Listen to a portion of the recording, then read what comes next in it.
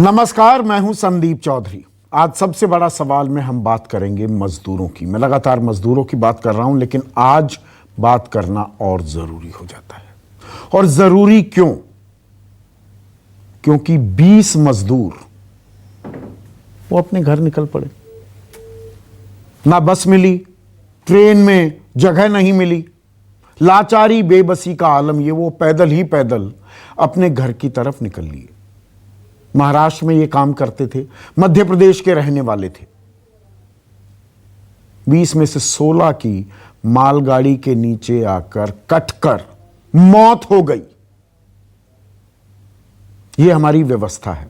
अब पूछने वाले ये पूछ सकते हैं, और देखने में सुनने में वाजिब भी लगेगा ये सवाल, कि भाई रेलवे ट्रैक पर ही क्यों सोए? वहां तो कटने का खतरा था। लेकिन सिक्के का दूसरा पहलू यह है कि आप इनकी बेबसी देखिए। क्या जिंदगी जीने की उम्मीद ही छोड़ दी?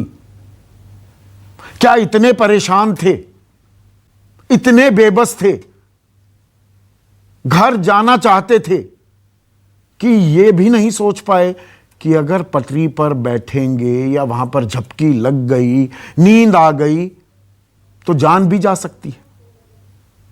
पिछले एक हफ्ते में सरकार अब यह दावा कर रही है कि हम पुरजोर कोशिश कर रहे हैं, हम सब प्रबंध व्यवस्था कर रहे हैं कि मजदूर अपने घर जा सके। 36 दिन बाद सरकार को यह याद आई थी।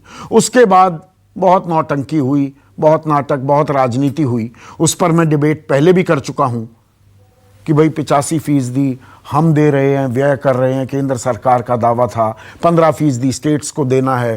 कांग्रेस बीच में संवेदनशीलता की तस्वीर बनकर कूद पड़ी कि हम पैसे दे देंगे। पैसे का खेल भी चलने लगा।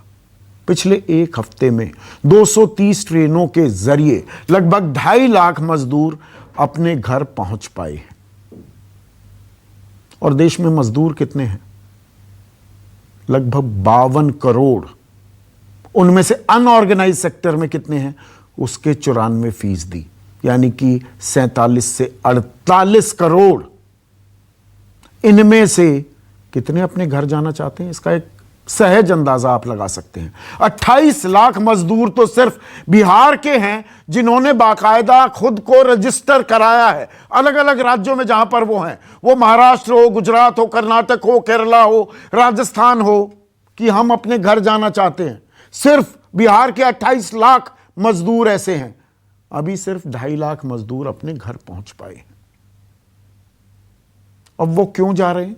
क्योंकि दिहाड़ी चली गई, पैसे जेब में नहीं है, तो घर जाना ही वो इकलौता रास्ता देखते हैं अपनी इस व्यवस्था से, इस कुचक्र से निकलने के लिए।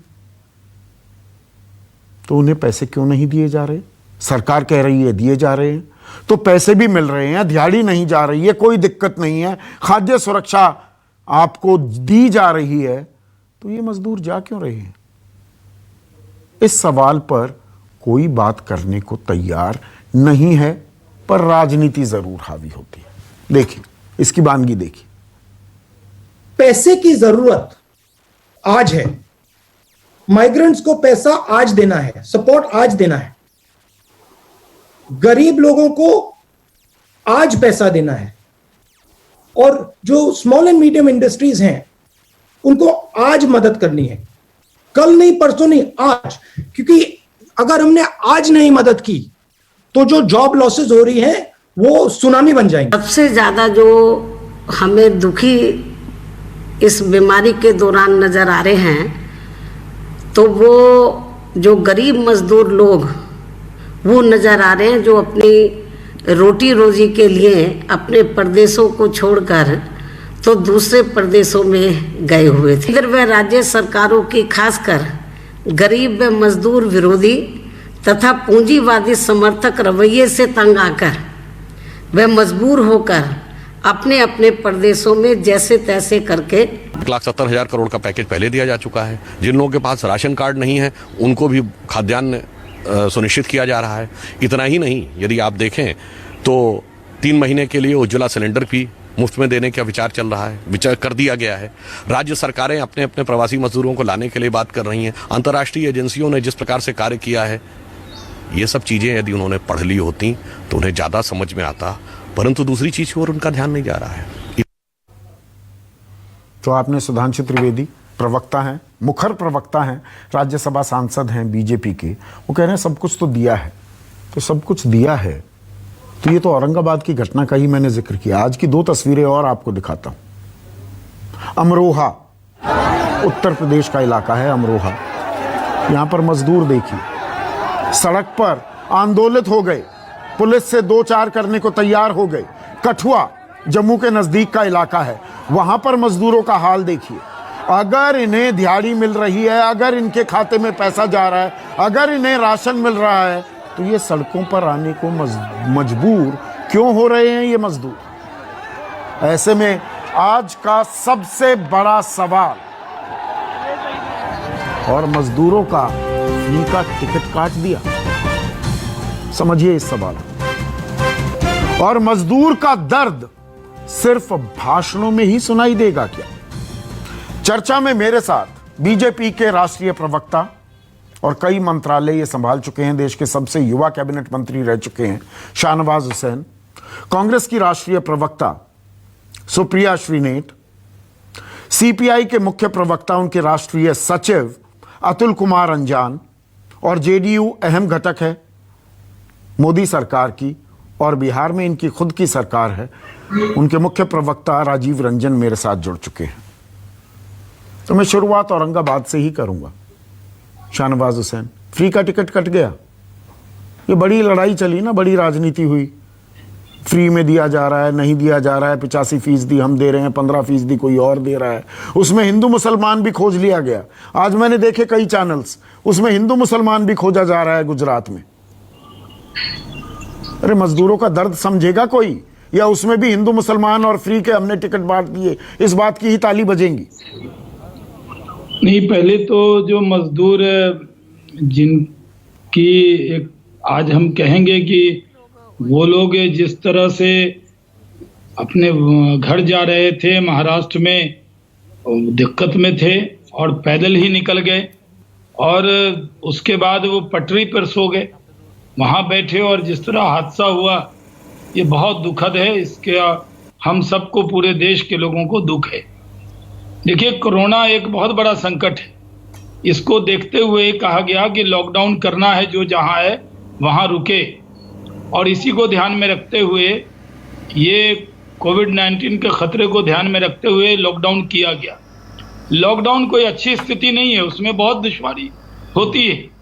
जो संपन्न लोग हैं उनको भी होती है, जो गरीब लोग हैं उनको तो बहुत ज्यादा होती है। मजदूर है, दिहाड़ी मजदूर है। इसलिए जिन राज्य में राज्य सरकारें कई राज्यों में बहुत अच्छा हैंडल किया, खाने पीने का इंतजाम किया, और फिर भी मजदूर अपने घर लौटना चाहते। एक निर्णय हुआ कि अगर कहीं भी जाएंगे तो जैसे बिहार सरकार ने कहा हम ट्रेन से बुलाएंगे, और ट्रेन अब चलने लगी। उसके बाद जब वो ट्रेन से पहुंचते हैं तो 21 दिन का उनका एक स्थान पे रोकना, उनकी खाने की 3 वक्त की नाश्ता खाना, रात का खाना देना, उसकी चिंता करना। ये 80 ट्रेन करीब बिहार में आई, यूपी में भी आई, अन्य जगह आई। लेकिन जो दुश्वारी हुई है और जिस तरह से मजदूर पैदल भी गए हैं, इसको राज्य सरकारों को इसको एड्रेस करना होगा। और आपके जरिए मैं उन मजदूरों से भी कहना चाहता हूं कि अगर आप वहां रजिस्ट्रेशन हो रहा है, राज्य सरकार इंतजाम करेगी, आप ट्रेन का वेट करें, पैदल ना आए, ऐसी कोशिश न करें। लेकिन ये जो घटना हुई है, आपको मैंने पूरा टाइम दिया, मैंने बिल्कुल नहीं टोका। जी, अब मुझे ये बताइए, मेरी आवाज थोड़ी रिपीट हो रही है, जरा ठीक करवा दीजिए। हाँ, मैं कराता हूँ। शाहनवाज हुसैन, मुझे एक चीज बताइए कि हम पूरा इंतजाम कर रहे हैं, सरकार लगातार दावे कर रही है, आप भी यही बात कह रहे हैं, सुधांशु त्रिवेदी आपके सहयोगी, उनका मैंने भी बयान भी चलवाया, 1,70,000 करोड़ रुपए दे दिए, खाद्य सुरक्षा भी दी जा रही है। अगर सब कुछ है तो मैं माफी के साथ शब्दों का इस्तेमाल कर रहा हूं, पागल कुत्ते ने काटा है इन मरीजों को कि ये सड़कों पर आ रहे हैं, कोई पैदल चल रहा है, कोई साइकिल से दिल्ली से बिहार पहुंच रहा है, कोई तिपहिया मतलब विकलांग है, तिपहिया साइकिल चलाते हुए, एक श्रावस्ती तक ऑटो चलाते हुए पहुंच गया। लोगों ने दम तोड़ दिया। एक 12 साल की बच्ची तेलंगाना से बीजापुर छत्तीसगढ़ जा रही है, दम तोड़ देती है। एक शख्स दिल्ली से चलता है ग्वालियर अपने घर जाने के लिए, दिल का दौरा पड़ जाता है, आगरा में दम तोड़ देता है। इनको पागल कुत्ते ने काटा है? ये क्यों निकल रहे हैं? और ये कह देना कि घर में रहो, बड़ा आसान होता है आपके लिए शाहनवाज हुसैन, मेरे लिए, सुप्रिया के लिए, अतुल कुमार अंजान के लिए। हमारे घर भी इतने बड़े हैं, हमारे इंतजाम भी हो जाते हैं। 5x6 की खोली में 10-10 लोग जब रह रहे होते हैं, उनके पास ना तो आजीविका हो, उनकी दिहाड़ी चली गई हो, उनके पैसे खत्म हो गए हों, और आप उन्हें कहते रहिए कि नहीं वहीं रखे रहिए। यह कहना आसान है, करना बहुत मुश्किल, हो पाना बहुत मुश्किल। संदीप जी, 1 मिनट में आ रहा हूं सुप्रिया।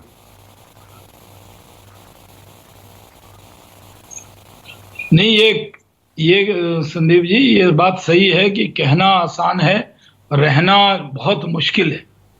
लेकिन ये बीमारी भी ऐसी है कि जिसमें लॉकडाउन अगर न हुआ होता तो हमारी स्थिति भी इटली और यूरोप और अमेरिका उसे जैसी कोई डिनाई नहीं कर रहा। 36 दिन बाद अगर आप मजदूरों को जाने की इजाजत देते हैं तो पहले दिन से क्यों नहीं दी, या 36 दिन बाद भी दी है तो बाकायदा व्यवस्था पूरी दुरुस्त क्यों नहीं हो पाती? कि एक ही लॉकडाउन में हम इस चेन को तोड़ देंगे, गलतियां हुई, वो चेन नहीं टूट पाई, उसको बढ़ाना पड़ा राज्य सरकार से सहमति लेके। और अब ये स्थिति है कि जो मजदूर हैं, कई जगह जैसे कई राज्य में खाने पीने का इंतजाम हुआ, कई जगह उनको लगा कि आजीविका भी मुश्किल है, न कोई खाना दे रहा है, तो ऐसे मजदूर जो आना चाहते हैं, सरकार ने, राज्य सरकारों ने तय किया कि उसको कोई दिक्कत नहीं होगी। लेकिन ट्रेन एक दिन में नहीं चलेगी, ट्रेन सब जगह से चल रही है और 1200 से ज्यादा लोग उसमें नहीं बैठ लग गए। 36 दिन पहले बसों में मजदूरों को भेजने की बात थी, ट्रेन की बात तो आफ्टर थॉट आई, रफू करने के लिए लाई गई। ट्रेन तो पहले चल गई, उसका सर्कुलर बाद में आया, उसमें भी फिर टिकट फेयरों पर राजनीति होने लगी। मैंने मिनिस्ट्री ऑफ रेलवेज का सर्कुलर पढ़ा है, उसमें 11 नंबर जो पैरा है और उसमें 3 सब क्लॉजेस थे, ए, बी और सी, उसमें सेल ऑफ टिकट लिखा हुआ है। 85-15 का कोई फॉर्मूला ही नहीं है, फॉर्मूला ये कोई फॉर्मूला नहीं है। मुझे दिखाइए रेलवे का लिखित, मुझे दिखाइए। तेलंगाना सरकार ने जितनी ट्रेन भेजी उन्होंने अपने खर्चे से भेजी। नहीं, ये 85-15 कहां से आ गया? रफू करने के लिए, राजनीति करने के लिए फॉर्मूला है। बिहार सरकार ने कहा कि जो भी ट्रेन से आएगा उसके टिकट का भी पैसा, वो रुकेगा, उसके 21 दिन के खाने का इंतजाम मिनिस्ट्री ऑफ रेलवे ने अपने सर्कुलर में डाला था। ये सारा इंतजाम हम करेंगे और उसका पैसा भी हम देंगे। तो 85-15 में 85 केंद्र का और 15 राज्य का, ऐसा है सर्कुलर में नहीं लिखा हुआ था। आपने भी पढ़ा हुआ है, मैंने भी पढ़ा हुआ है। लेकिन सुप्रिया श्रीनेत, 1 मिनट, सुप्रिया श्रीनेत स्क्रीन पर। सुप्रिया, मुझे ये बताइए, आप एक बार फैसला लेते हैं तो उसे मुकम्मल अंजाम तक भी पहुंचाना होगा। अब सेकंड थॉट्स भी आ रही है। केरला, माफ कीजिएगा, कर्नाटक उसका माकूल उदाहरण है। आप ट्रेनों से भेजने की बात हो रही है, कर्नाटक कहता है नहीं भेजेंगे, फिर कहता है नहीं नहीं चलो भेज देंगे। अब क्या आफ्टर थॉट्स आने लगी हैं कि भाई अगर ये मजदूर घर चले गए तो फिर इकोनॉमी को भी किक स्टार्ट करना है, रिवाइव करना है, तो कामगार ही नहीं मिलेंगे, फैक्ट्रियां चलेंगी कैसे? ये रायता फैल गया है क्या? संदीप जी, सबसे पहले तो मैं एक बात कहना चाहती हूं, हम सब लोग जो पब्लिक लाइफ में हैं, हमारा सर शर्म से झुक जाना चाहिए। जो अमानवीयता हो रही है इन माइग्रेंट लेबरर के साथ, आज एक सभ्य समाज में वो माइग्रेंट लेबर है, प्रवासी श्रमिक है या बंधुआ मजदूर है, वो अपनी मर्जी से घर नहीं जा सकता है। अब हम डिसाइड करेंगे कि वो जाएगा कि नहीं जाएगा, हम उसको साधन मुहैया कराएंगे कि नहीं कराएंगे। ये 21वीं सदी है, इसमें हम बंधुआ मजदूरी करा रहे हैं लोगों से। सबसे पहली बात तो मुझे ये कहनी है, हम सब लोग जो सामाजिक जीवन में, हमें शर्म आनी चाहिए जिस तरह से मजदूरोर के साथ ट्रीटमेंट हो रहा है। नहीं, पर इसका दूसरा पहलू भी है। 1 मिनट, बीच में रोक रहा हूं सुप्रिया। देखिए, दूसरा पहलू भी, आप इकोनॉमिक्स मुझसे बेहतर समझती हैं। अगर मजदूर नहीं होंगे तो ये आर्थिक पहिया कैसे चलेगा? अगर पूरी व्यवस्था कर दी जाए, दिहाड़ी भी हो, उनके खाते में पैसे आ जाए, उनको खाद्य सुरक्षा मिले, तो मजदूर वहीं रहे तो बेहतर है ना। अगर बिहार भी फर्ज करो कोई चला जाएगा तो 21 दिन क्वारंटीन रखा जाएगा, वो सीधे अपने घर नहीं जा पाएगा। ये भी एक हकीकत है सुप्रिया। दिन में वो नहीं हुआ ना, जो पैसे दे जाने चाहिए थे वो नहीं दिए गए। पता नहीं किस दावे से सुधांशु जी कह रहे हैं कि बिना राशन कार्ड के लोगों को राशन मिल रहा है। कोई राशन नहीं मिल रहा है। हमारी मांग है, सभी विशेषज्ञों ने कहा है टेम्पररी राशन कार्ड दीजिए। जो मजदूर बंधुआ की तरह जहां पड़ा हुआ है उसको तो राशन पहुंचाइए, वो भी सरकार नहीं कर रही है। एनजीओ और बाकी तमाम लोग ये काम कर रहे हैं, पहली बात। दूसरी बात, ये आपकी बात सच है कि इन पर इकोनॉमी निर्धारित होती है, लेकिन ये इकोनॉमी का एक बहुत बड़ा हिस्सा है। लेकिन एक फ्लाइट टू सेफ्टी होती है, टर्म होता है। जब हम डरते हैं तो हमें घर की ओर जाना होता है। आप मेरी मर्जी के खिलाफ मुझे कहीं बंधुआ नहीं रख सकते, ये अमानवीयता है। और अगर आप मुझे रोकना भी चाहते हैं तो मेरी लिविंग कंडीशंस, मेरी पगार, मेरे खाने का बंदोबस्त, ये सब तो करिए। ये सब किया नहीं गया है। सड़े केले खाने को लोग मजबूर है और आप कहते हैं कि वहां पे रुके रहिए। अरे ये मजदूर जो आपने शब्द का प्रयोग किया, मैं वही शब्द का प्रयोग ना करते हुए फिर भी उसको रेफर करते हुए कहती हूँ ये पागल थोड़ी है जो घर जाने को परेशान है। इनकी नौकरी चली गई है, इनके पास खाने को नहीं है, भूखे मर रहे हैं। इनके साथ मानवीयता करिए, राजनीति मत करिए। ये मैं सारे राजनीतिज्ञों से कहूंगी, क्योंकि श्रमिकों से ये देश बना है, वो हमारे देश के निर्माता है। आज ये ऋण उतारने का वक्त है। जी अतुल कुमार अंजान, अब मुझे ये समझाइए, जब राहत पैकेज की भी बात आती है या मजदूरों को पैसा देने की बात आती है, सरकार एक ही डंका पीट रही है, एक ही डंका कि हमने 1,70,000 करोड़ रुपए दे दिए, 2-2 हजार इनके खाते में चले गए, मनरेगा के खाते में चले गए, महिलाओं के खाते में 500 रुपए चले गए। गणित सीधा सीधा लगाया जा रहा है। रघुराम राजन दुनिया भर में मशहूर हैं, देश के RBI गवर्नर रह चुके हैं। वो कहते हैं 50% जितने मजदूर हैं उनमें से 50% को भी अगर आप 7,500 रुपए देंगे, उनके खाते में डाल दीजिए, उनको कुछ सुकून मिलेगा, वो वहीं रुक भी जाएंगे। और इसका खर्च 65,000 करोड़ आता है। क्या हम 65,000 करोड़ रुपए नहीं खर्च कर सकते अपने मजदूरों पर?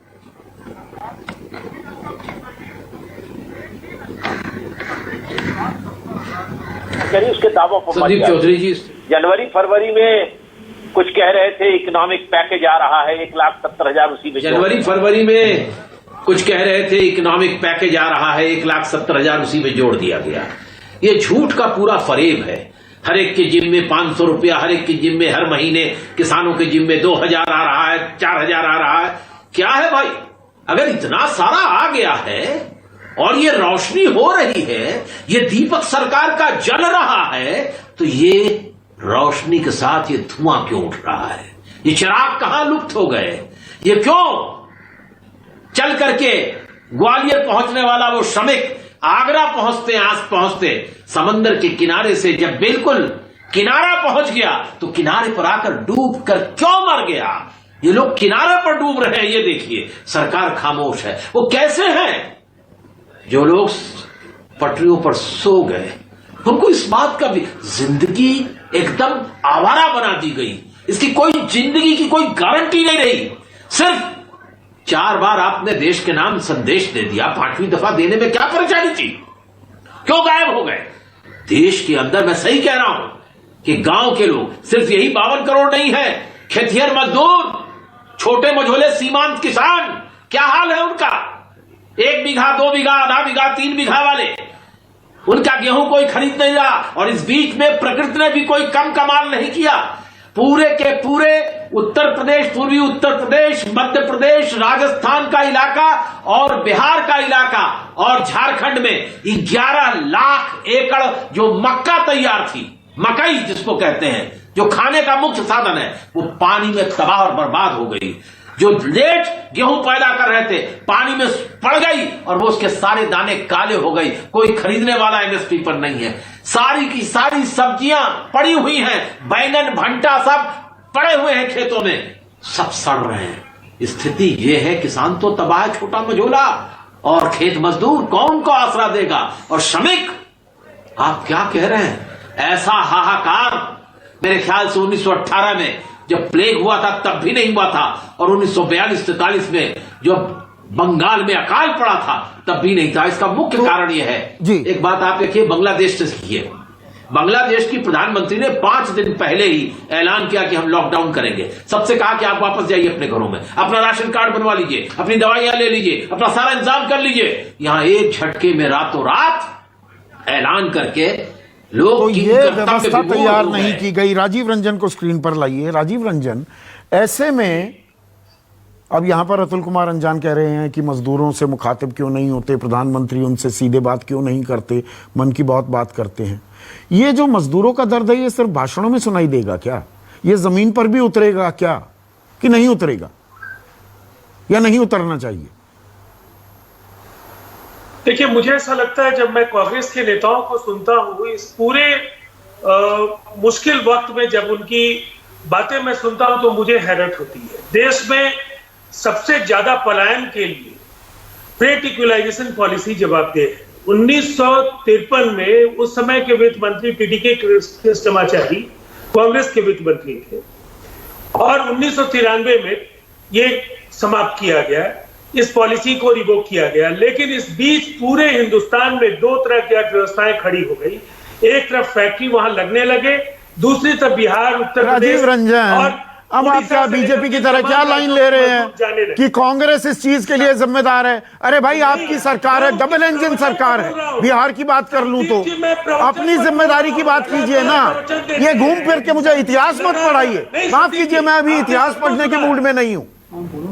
मत सुनिए, आप बाकी लोगों की तो सुन लीजिए। कांग्रेस को आपने काफी धैर्यपूर्वक सुना है। अब मेरी बात भी सुन लीजिए। महाराष्ट्र का एक उदाहरण है, लगातार सामना में ये छप रहा है कि बिहार और उत्तर प्रदेश की सरकारें उनको क्यों नहीं बुला रही है। उनका एकमात्र उनकी कोशिश है कि अपने यहाँ कारखाना मालिकों से कह करके उनको दिहाड़ी नहीं दिलवाएं, उनके लिए अच्छे भोजन का इंतजाम नहीं कराएं, और ना उन्हें ये इस बात के लिए तैयार करेगी जब तक स्पेशल ट्रेन उनके लिए नहीं आ जाती है तब तक धैर्यपूर्वक जो जहां है वहां रहे। उन्हें लगातार उकसाया जा रहा है। मतलब मजदूरों की समस्या सिर्फ महाराष्ट्र की है, गुजरात में मजदूर परेशान नहीं है। महाराष्ट्र में ही हुई है ना जना, गुजरात में परेशान नहीं है। कठुआ की जो तस्वीरें दिखाई वो तस्वीरें झूठी हैं। जो तस्वीरें मैं अमरोहा की दिखा रहा हूं ये तस्वीरें झूठी हैं। आप महाराष्ट्र में कर लेंगे। अरे राजनीति की भी हद होती है राजीव रंजन भाई, सारे मिलकर क्यों नहीं चलते? आप वही सुनना चाहते हैं जो आप प्यादा बना रखा है, पीस देंगे मजदूरों को राजनीति में। चाहते हैं। आपने कहा रघुराम राजन ने 7,500 रुपए हर प्रवासी के अकाउंट में भेजा जाए। बिहार में न्यूनतम 3,000 रुपए बिहार सरकार ने, कोई भी बिहार का वैसा व्यक्ति नहीं है जो इस आपदा के समय जिसके अकाउंट में पैसे नहीं गए। और बाहर राष्ट्र बिहार ने जो फॉर्मूला दिया संदीप जी कि आप जहां खर्च करके आएंगे, आपको क्वारंटाइन शिविरों में रहने के बाद उन्हें पैसे का भुगतान, किराए का भुगतान भी किया जाएगा, साथ साथ 500 रुपए अधिक दिए जाएंगे। जो उनका खर्च होगा उसकी वजह क्या है? आज दिल्ली की सरकार ने एक सतही चाल चल नहीं किया। ये देखिए, आप मुझे राजनीति मत बताइए। मैं भी पत्रकार हूं, मैं समझता हूं कि क्या राजनीति हो रही है। मुझे राजनीति से कोई लेना देना नहीं है। शाहनवाज हुसैन, मैं सीधा सवाल पूछ रहा हूं शाहनवाज हुसैन, और यहां पर जो बात राहुल गांधी कह रहे हैं, विपक्ष के नेता हैं, उनके सवाल का जवाब दीजिए। जो आज उन्होंने सवाल उठाया, किसी को भी अगर मजदूर है, एक श्रमिक है, उसको तत्काल चाहिए ना मदद, कि आप उसे भरोसा दें 2 महीने बाद, 1 महीने बाद, 5 महीने बाद ये हो जाएगा। उसे अभी चाहिए ना। अभी मदद मिल पा रही है क्या मजदूरों को? यह आरोप सरासर निराधार आरोप लगा रहे हैं राहुल गांधी। मेरा सवाल बड़ा सीधा है, सवाल भी मेरा नहीं है दरअसल।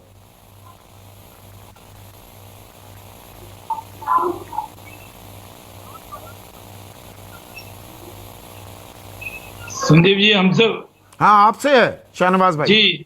मैं, एक तो मेरी आवाज ठीक नहीं हुई, रिपीट मेरी आवाज आ रही है, लेकिन फिर भी मैं बोलने की कोशिश कर रहा हूँ। सवाल यह है कि राहुल गांधी जी और कांग्रेस पार्टी सवाल उठाने के अलावा कुछ नहीं कहती। सुप्रिया जी ने कहा सबको शर्म से झुकना चाहिए, तो महाराष्ट्र की सरकार जहां ये घटना हुई, जहां उन मजदूरों की चिंता नहीं हुई, वो भूखे प्यासे निकल पड़े, उनको उनका शर्म झुकना चाहिए कि नहीं सर?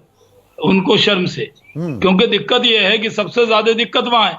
फिर आपने कहा कि रोका जा रहा है, तो आपकी राजस्थान की सरकार कांग्रेस की है ना, कहीं आप भूल तो नहीं गए कि वो कांग्रेस की सरकार नहीं? तो वहां पे क्या हो रहा है? सवाल यह है कि कांग्रेस पार्टी सिर्फ सुझाव दे रही है, कह रही है कि हम यहाँ पर एक ट्रेन चलाएंगे, एक भुज में ट्रेन चला दी, उसके अलावा कहीं पर कोई ट्रेन की बात नहीं है। जब सरकारें कह रही है कि हम लोगों को देंगे, ट्रेन उपलब्ध कराएंगे, तो थोड़ा लोग धीरज रखें, कोई स्टेट ऐसा नहीं है जहां ठीक है, ट्रेन की आपने आरोप व्यवस्था लगाए, नहीं सुप्रिया, होगी और रिस्पॉन्ड कीजिए। करके ये जो 16 मजदूर कटे हैं ट्रेन के नीचे, ये महाराष्ट्र में काम कर रहे थे, सरकार आपकी है वहां पर, राजस्थान में भी रोकने की कोशिश की जा रही है, तो आप अपने गिरेबान में क्यों नहीं झांकते? सबसे पहले तो मुझे शर्म आती है, क्योंकि मैंने अपनी बात ही ये कह के शुरू करी थी कि एक सभ्य समाज को अपना सर शर्म से झुका लेना चाहिए जहां पर ऐसे लोगों की मृत्यु हो रही है। तो शहनवाज भाई, मुझे दुख है कि आपने इसको राजनीति का लक्षण दिया। मैं अपने गिरेबान में झांक कर ही जो बोलने जा रही हूं, पूरी जिम्मेदारी के साथ बोलने जा रही हूं, क्योंकि मैं इसको दलगत नहीं बनाना चाहती थी। कल आपके कैबिनेट मिनिस्टर हरदीप पुरी ने एक बयान दिया है कि मिड जनवरी में हमारी सरकार को पता था कि कोरोना एक बहुत बड़ी महामारी आने वाली है। हमने WHO की जो रिपोर्ट आई थी उसको अच्छे से समझा था, अध्ययन किया था। अगर ऐसा था तो आपने 2 महीने माइग्रेंट लेबर के लिए कुछ क्यों नहीं किया?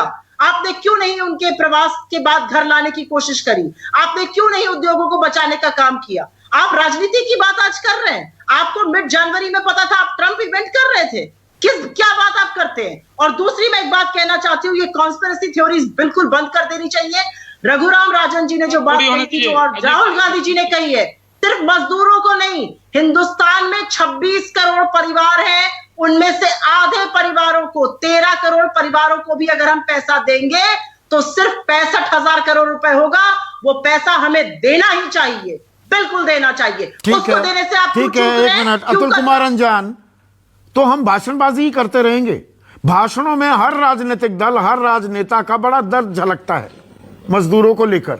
मजदूरों की हालत क्या है वो हम देख रहे हैं, किसी को बताने की जरूरत नहीं रह गई है।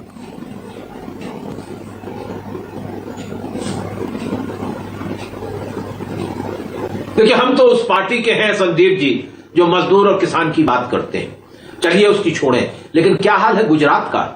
आपको अगर हरदीप पुरी जी पहले ही जनवरी में मालूम था तो फिर ये 500 विदेशी नागरिक नमस्ते ट्रंप में क्यों ले जाकर अहमदाबाद में 24 फरवरी को आपने पटक दिया, जिसके चलते पूरा अहमदाबाद तबाह हो गया। सूरत के अंदर 12.5 लाख लोग जो हीरा की कटाई करते हैं, हीरे की पॉलिशिंग करते हैं, उसमें से 6.5 लाख लोगों को निकाल दिया। और आज साउथ अफ्रीका की सबसे बड़ी जो कंपनी है हीरे की व्यापार करने, डिबार्स ने कि हम हिंदुस्तान से काम दूसरी तरफ ले जाएंगे। सूरत में लाखों मजदूर सड़क पर उतरे हैं। अहमदाबाद में सैकड़ों कोरोना के मजदूर प्रदर्शन कर रहे हैं, कोरोना के मध्यवर्ग के लोग प्रदर्शन कर रहे हैं। क्या हाल है भाई? आपको अगर ये पता था कि जनवरी में कोरोना होने वाला है, और ठीक कह रहे हैं, फिर आप समझ लीजिए कि ऑल इंडिया मेडिकल इंस्टीट्यूट के डायरेक्टर डॉक्टर गुलेरिया कह रहे हैं कि मई और जून के महीने में कोरोना का ये प्रहार और प्रचंड रूप से भारत में आएगा।